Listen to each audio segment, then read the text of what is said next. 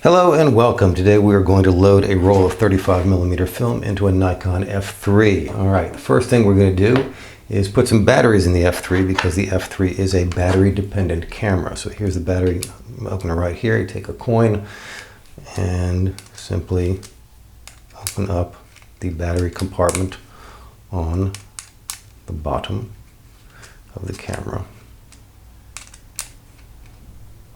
like so. And here we go. Okay.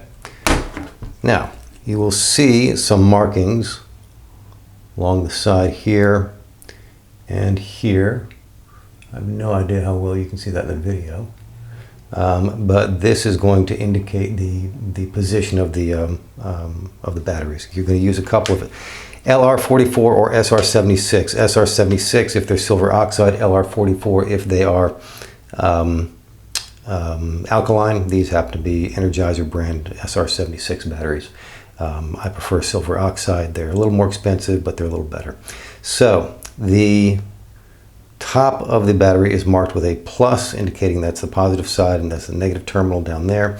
And on this particular battery carrier, you put the negative side down and the positive side up. So let me check and make sure that I'm telling you the right thing. Yeah, that's right. Okay. So positive side up, into the negative carrier we go, like so, and like so, and that's that. And then we simply reinsert into the bottom of the camera. And that'll screw in there. And I can do like so until it's okay. Now, alrighty, tight enough. Okay, don't over tighten it. You don't want to strip these things. All right, now. So now we've got batteries in the camera, and we need to know where the on-off switch is. The F3 has an on-off switch, and it's right here around the, here's the shutter release button, and there's your on-off switch right here. And when you pull it, you see the red dot is exposed. That's on, off. Red dot is hidden. That's off. Again, red dot exposed, on, red dot hidden, off. Okay. So we're going to turn on the camera.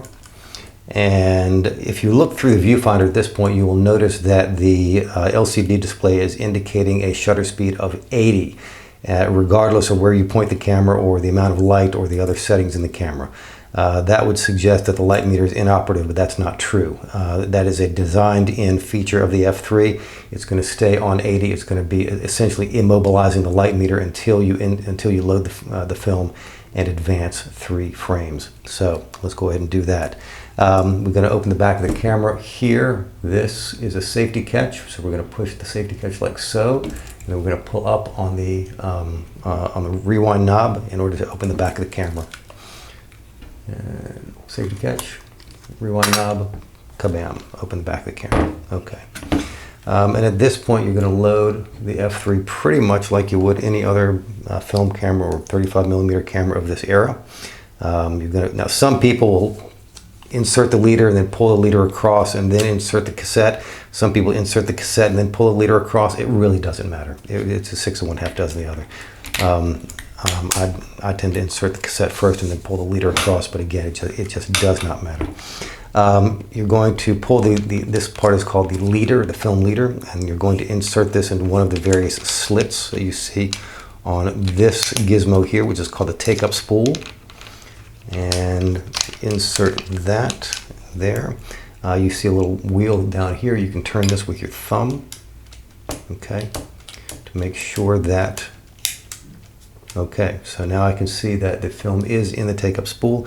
I can also see that these teeth here are protruding through the perforations in the film, so everything is loaded as it should be. I'm also, at this point, I'm going to hold down the cassette with my thumb and rotate this clockwise. I'm doing this just to take up any slack. Okay, you see it's taking up the slack. Very good. Okay.